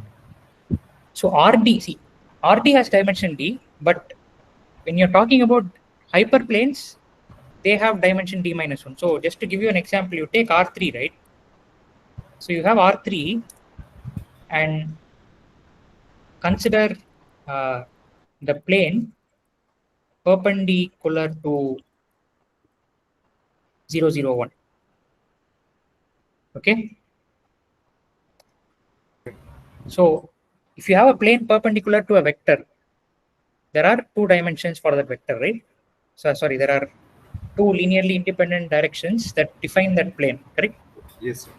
So likewise, if you go to RD, so how many elements does a basis for RD have? Do you remember all that? So a basis for RD has D elements. D elements, sir. Yes, sir. So if you have a vector, say W in RD, okay, then what are you doing? You are essentially collecting all vectors perpendicular to RD. That is the hyperplane, right? So a hyperplane is, at least let's assume the simple case of hyperplane passing through the origin is the collection of all vectors perpendicular to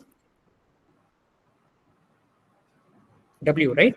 So now all that you need to do is you must think of, you can think it's very crudely, I'm not giving you a formal proof, but I'm just telling you. So you can think of W as one of the vectors in your basis, and then W1 so on till WD minus 1. You can actually, if you follow one algorithm, you can get the other basis elements.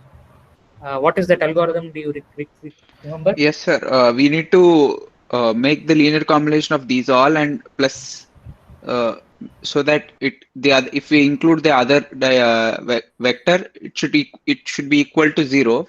From there, we can derive it, is what I remember.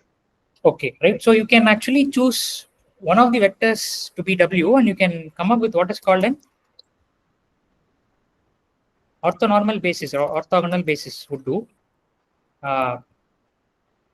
Orthogonal basis. Okay, so W is now perpendicular to all these vectors.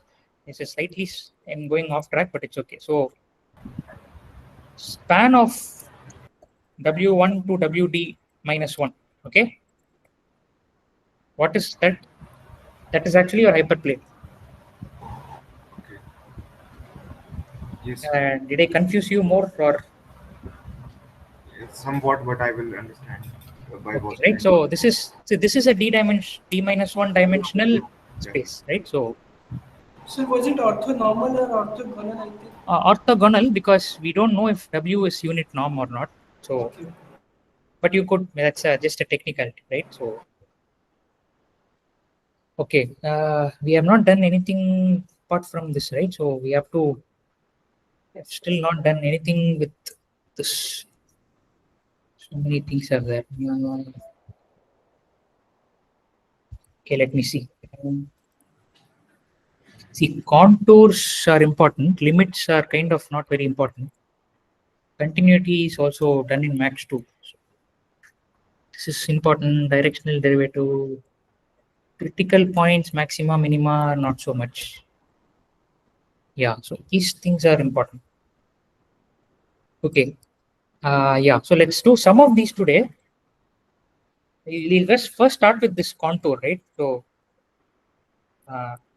shall we continue with this topic now? Yes, sir. Yes, sir. Yes. Okay, right. So let's start with a simple example of x square plus y square. It's a very famous simple function, two variables. So this is let's look at the 3D plot first. So the 3D plot will look something like this: x square plus y square. So it look like a bowl. Okay. So if you visualize this, it's actually a bowl, and you can actually look at the contours here. So contours are nothing but what happens if you slice the curve parallel to the xy plane. Okay. So if you slice, you are going to end up with circles. Okay, in this case, the contours are circles. So let's quickly visualize them. Right. So contours, also called line graphs. yeah, level curves, right? So they are called level curves because you are like looking at different levels. This is a surface of, by the way. So a function of two variables is a surface, right? So you can be visualized as a surface in R3. Okay, so x comma y comma f of x comma y. If you plot all of them, that will form what is called a surface. So in this f in this case is a bowl-shaped surface. Okay, so that's a surface. Contours, also called level curves, are obtained by slicing the surface with planes parallel to the xy plane. Okay, so I hope this picture is clear. So here what will happen is, depending on where you slice, okay, so remember the function's value is the, so by the way, what is the function's value? The function's value is the dash of the surface above the,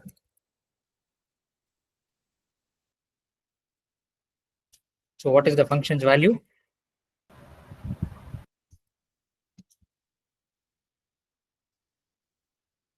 What should I fill this blank with? Minima. Okay. How do I find out what is the value of x function at say 0, 3? Geometrically. Put it in the function.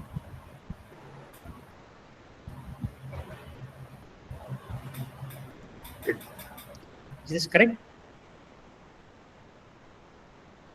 It's the z. Yeah, it's the height of the surface, right? So how tall is this?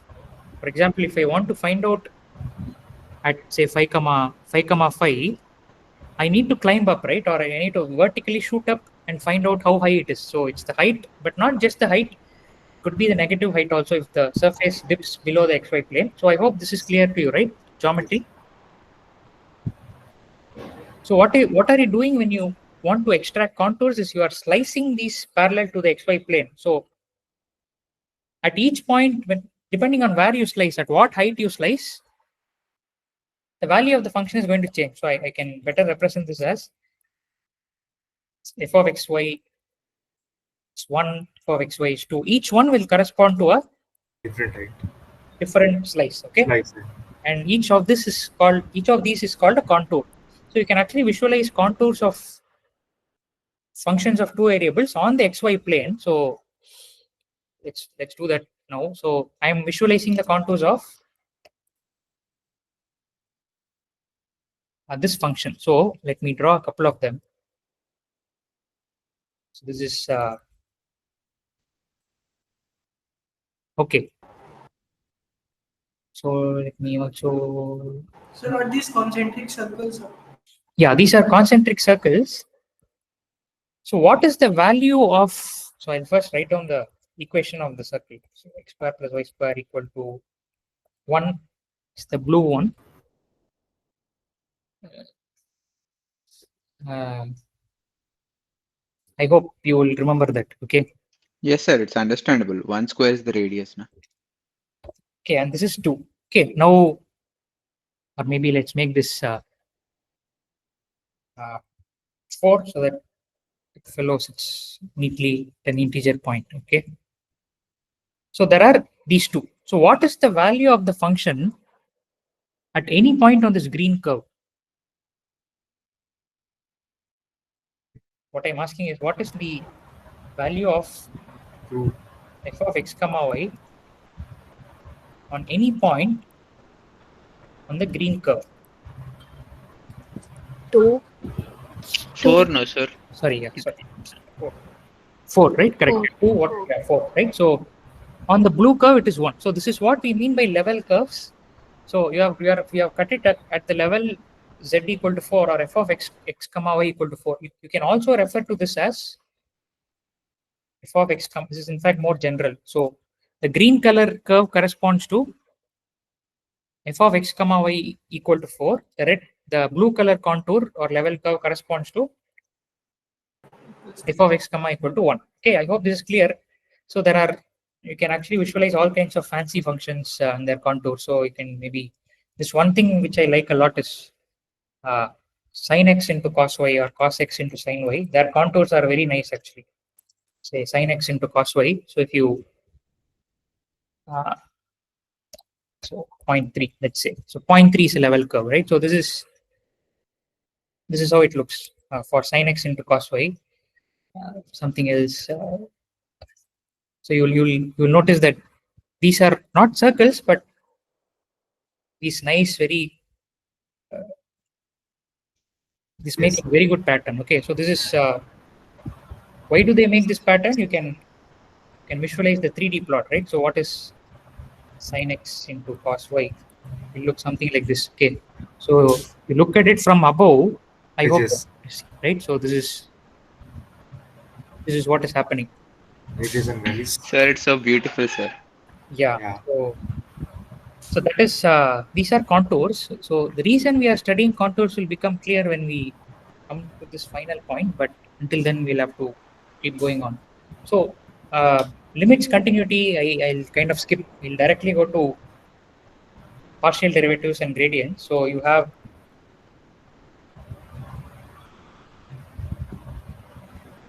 so the gradient. I hope you have a small clarification. Can we say contours are the many level representation of the whole graph? Yeah, you could say that in some sense it is the representation of, it's a 2D representation of the 3D graph. So we can say that it is a projection of onto that plane, xy plane. Yeah, you could say that also. Yeah.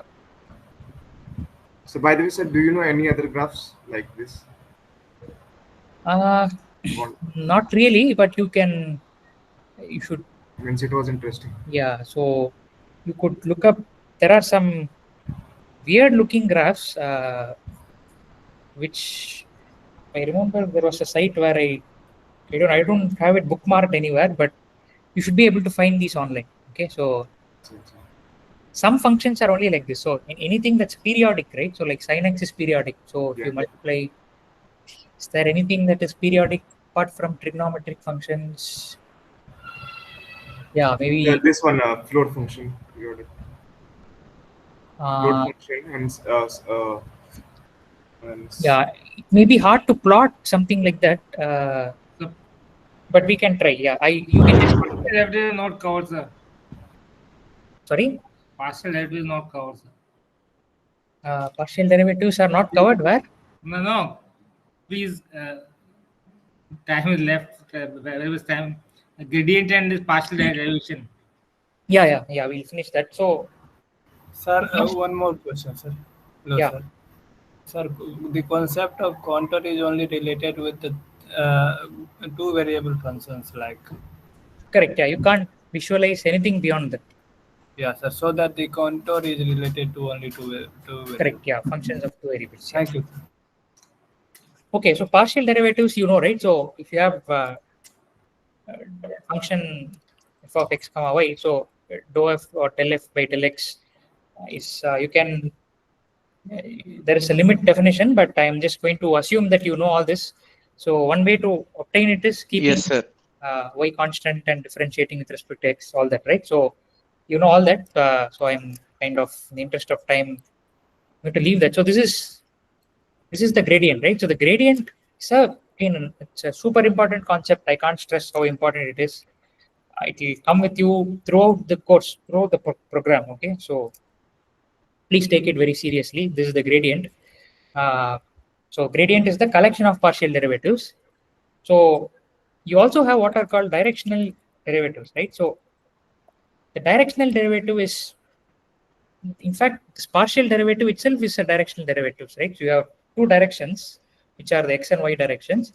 But this direction derivative is something more general. You can think of the rate of change of f in some direction u, okay, where u is a unit vector, right? So for certain class of functions, for especially functions which are very well behaved, which are differentiable and so on, you can compute this directional derivative, which is often given by duff. Okay, as how do you compute the directional derivative of u of f at in the direction u at a point, let's say a. Okay, gradient of f into u. Yeah. U divided by unit vector of u. Yeah. So this is, you can once again bring in the transpose.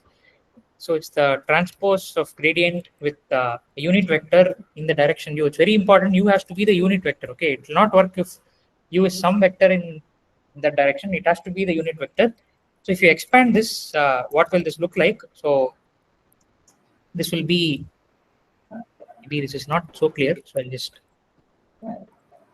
what have I written? It's actually del f by del x. That's the first derivative with respect to x, y. U is nothing but u1, u2, right? So that's the dot product. It will be del f by del x into u1 plus. It's clear, right? So this part. Okay, so this is the rate of change of the function. Okay, in the direction u. Okay, so you should be able to equation. There should be a transpose, no? Transpose. This is already transposed, right? So this is already transposed, or I could have written this as. Yeah. Is that fine? Yes, sir. Okay, so you should be able to recover the partial derivatives by plugging, by setting u to be what? If I set u to be something, I can recover the partial derivatives from this formula. What is that? You should be set to the opposite of that, no sir, so that they'll become 0. Right. What unit vector should they be if I want to recover del f by del x and del f by del y? Should they be perpendicular vectors? Orthonormal. Okay. See what I'm 1, asking. 0 and 0, 1. Exactly. Yeah. 1, 0, 0, 1. Right. So what I'm trying to say is the partial derivatives are also directional derivatives, right? In specific directions. X and Y in case. Okay. What did you say? Sorry. No. Partial derivatives like in the direction of X and the direction of Y. Yeah. Partial derivatives. Directional derivatives along the direction x and y. Okay. So that is directional derivative. Now, what did we have? So this contours. Sir, a small clarification. Direction derivatives are just multiplication of partial derivatives into unit vector of which we wanted the direction is, right? Correct. Yeah. Not just the multiplication, dot product. Yeah, that's what. Sorry. Yeah. Dot product. Yeah, dot product. Yeah, of the unit. Yeah, and make sure it's the unit vector. So see, this Taylor series expansion linear approximation is there here also. Maybe that's all we will have time for. Let's see. So the idea is very similar. So if you have x comma y, what you want is a linear approximation at, let's say, a comma b. You want a linear approximation f at a comma b. Okay, you start with f of a comma b because it's the value of the function at that point. And then what you can do is I'll write something that's incorrect, but then I'll right away correct it, right? So if prime of a doesn't make any sense, I'm just writing what we did for one variable. Okay. Now, if you are to convert this into two variables, that the derivative should change to the gradient. So this f prime of a will become gradient of f. Okay. The simple multiplication will change into a dot product, therefore transpose. Okay. And then you had only one variable there, but you need two variables here, right? So therefore, this will also become a scalar will become a vector. So this will be x minus a and y minus b. So indirectly, we are telling that the value of f should be multiplied with x. No, okay, like dot product should be. Sorry, continue, sir. I'll Yeah. later. Yeah. So this is f of a comma b plus. If you want to express it in full detail, this is. Yeah, Prof has already done this quite nicely in the lecture, so I'm just repeating this. So this is what dou f by dou y into y minus b, right? So this is all there would have been. Okay, f of a plus f prime of a into x minus a. That would have been for one variable, but we have two variables now. Therefore, it's f of a comma b plus the x part plus the y.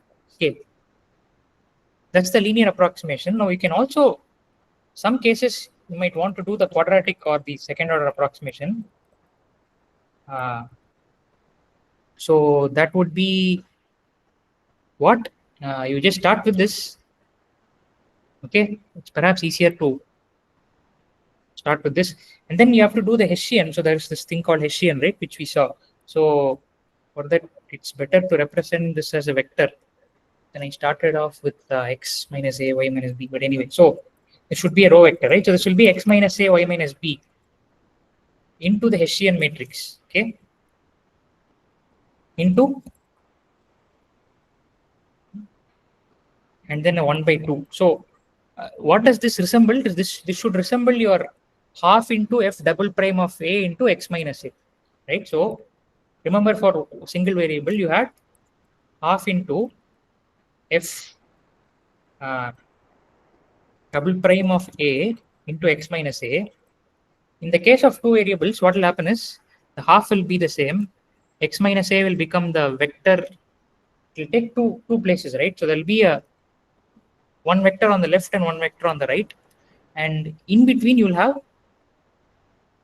what is called the Hessian. So Hessian can also be called del square f. Okay, but this is not too important at present. What you need to focus on is the linear approximation. Okay, is that clear so far? Yes, sir. Okay, so there is one tie between, so Taylor series, you can just keep on doing higher order. So that's, yeah, so there is one very important connection between the gradient, the value of the function, how it changes when you move in the direction of the gradient, and the relationship to the contours, right? This, we'll finish with this. Sir, did you describe what is gradient? Gradient is just the collection of partial derivatives, right? So this is the gradient. Okay. Collection of all the dimension. All the partial derivatives along all the. Got it, sir. Okay. Did not explain. Okay, so let's take just one contour. Let's say f of x comma y equal to 1. That's enough for us. So can get rid of the rest. Okay, it's a very interesting result, and it's a useful result also. So what happens is, I'll just state the result first, or maybe let's find the, remember the function is, this is the function we are looking at. So what is the gradient of f?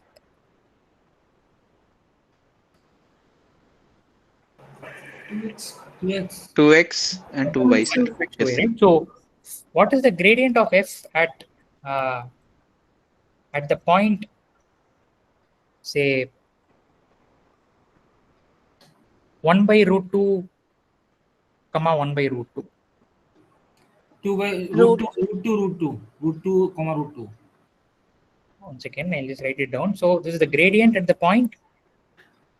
So this is 2 by root 2, comma 2 by root 2. Okay, so in fact this is just root 2, right? Yes, sir. This is root 2. Okay, now let's plot this. Okay, so if you plot this is a vector, by the way. So we have to can plot a vector. So this is vector starts at 0, 0, ends at root 2, comma root 2. I'll just use the approximation. I can't use the actual thing here. This is what the gradient. This is what the gradient is. Okay, so at the point 1 by root 2, comma 1 by root 2. In fact, let's draw the point 1 by root 2, comma 1 by root 2. So it's 1 by 4.1.414, 1 by 1.414. So let's make this point clearly visible. That's the red point. Okay, so the gradient of f at the red point is the green vector. Okay, so all colors have come in now, red, green, blue.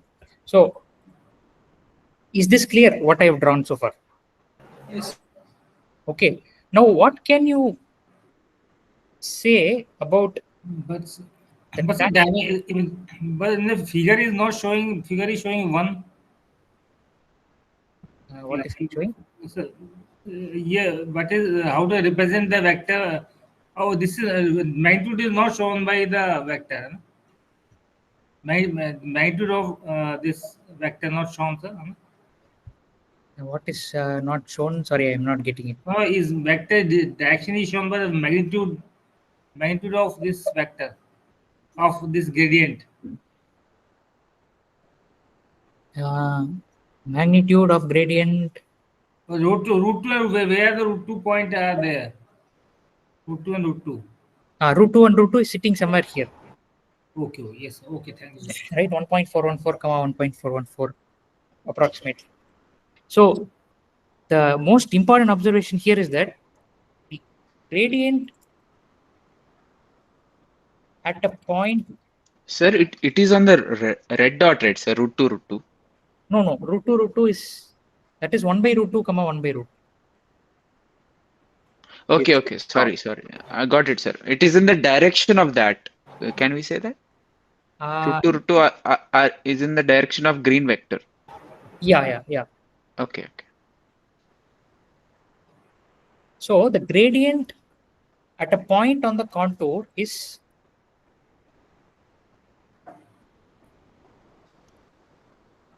okay. This is the main observation. Okay, so the gradient at this red point is this green line. Okay, the green vector that you notice is perpendicular to the contour at that point. So what I mean by contour is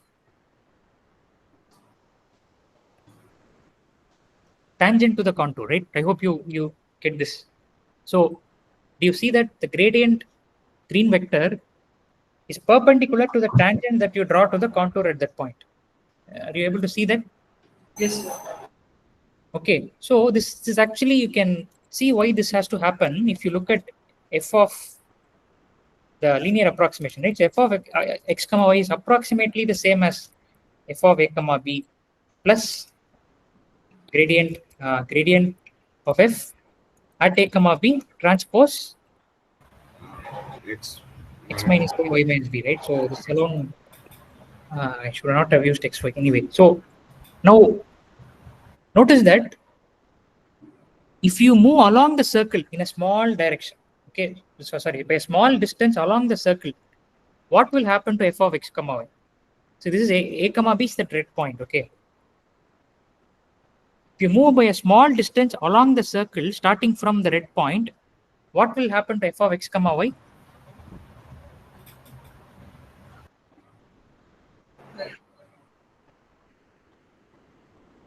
Will the value of f of x comma y change if you move on the circle? Yeah, direction will change. No, sir. It will not change. Okay. So Direction will change, sir. Direction will change. If you move by a small distance around a comma b while remaining on the circle, okay, while remaining on the circle, the value of f of x comma y will not change. Okay, will continue to remain f of a comma b. Is this clear? First step. This is the first point. So if I move by a small distance here on the circle, the value will not change. Very small. Very small. Very small. Very small. Okay. So if you now plug this into this equation, f of x comma y, I've just moved, but then roughly it's just f of a comma b again. Okay. So what I'm left with is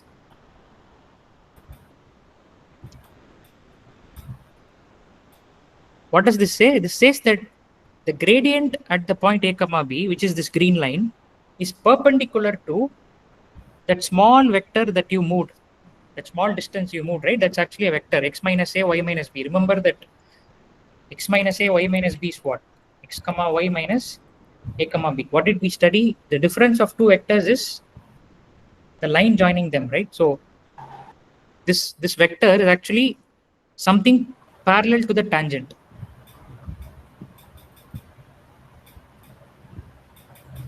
Yes. Okay, are you getting this? See, yes. xy minus ab is a vector parallel to the tangent. And what does this equation say? That vector is perpendicular to the gradient. Okay, so that's why we have this result that the gradient is at a point on the contour is perpendicular to the tangent to the contour at that point. Okay, this is the first point that I wanted to tell you. The second point is regarding this, you have seen in Max 2, the direction of. Okay, so what is the direction of steepest descent? Along the direction of the vector, direction of the gradient itself.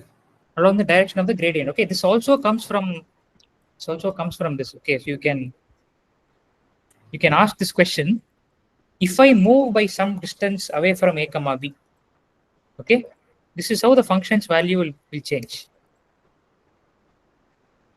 Okay, so this is what if I move away from a comma b, then the function's value will change the following amount. Okay, the following amount on the right hand side. So you want the function's values, the change to be the maximum. You will get the maximum change. When will you get the maximum change? When this is the change. Okay. When will that be maximum? When the RHS is maximum, right? So RHS, remember, this is just LHS equal to RHS approximately. So when will you get maximum change in the function's value? When this quantity is maximum. Yes. When will this quantity be maximum? When projection is maximum. When will this quantity be maximum? This is the dot product of two vectors. Yeah. What is the dot product of two vectors? If you know your cos theta is maximum. Yeah, the cos theta is there, right? So this is dot product is equal to 1. This is the norm of this, norm of that cos theta, right? So this will be maximum when these two are the angle is 0. No, so they are parallel. Yeah, when the two vectors are in the same direction, right? So ortho means there will be 0, right? So, but yeah, they should be in the same direction.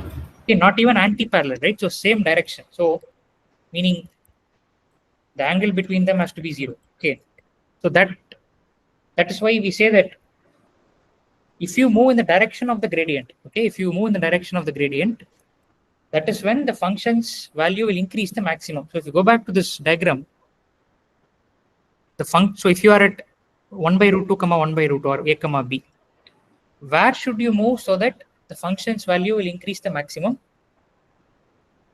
Along this direction, green direction. Yes. Okay. So contrary to this is the steepest descent, which is what gives us the algorithm gradient descent, right? Steepest descent will be the exact opposite direction. You have to move in the opposite direction of the gradient for the function's value to decrease by the maximum amount. Okay, so by going anti-parallel. Yeah, anti-parallel is the steepest descent. Okay, so that is all I had for today. Yeah, any questions so far? No, sir. Sir, if you're done, can we leave, sir? Yeah. Thank you so much, sir. Yeah. Okay Thank you, then. sir. Sir, will these notes will be sent to us? You want these notes? This I kind of scribbled a lot. No, sir, it will be perfect for me. Please share the notes. Okay, yeah, I can upload it in the same folder. There is one folder which we are using, right? So I'll upload it there. But please make sure that you refer it only along with the video, right? Otherwise, it won't make sense. Yeah. Yes, sir. I actually have to tally with my own notes. Sorry, can you repeat that? So actually, I have to tally this with my own notes. So I Okay. can complete the. Yes. Sure. Yeah. Sir, where are you? Where are everyone accessing their notes, sir? Like your notes, sir? Which column of it? The notes, we have this live session folder, right? Where we are uploading live session notes. Yes, sir. Live session slides and notes section is there. There, if you look at the live, there is a folder, right? So there we are uploading. Yes, like someone was saying they liked your notes, previous notes. Where is that notes? Could you? That was hosted on GitHub. So I kind of removed that. Okay. Got it, sir. Yeah. Was that yours? Okay. So I understood, sir. Okay. Yeah. All right then. Okay, we can meet. We'll meet again soon. Excuse me, sir. Yeah. Can you share your GitHub ID so it's better we can use our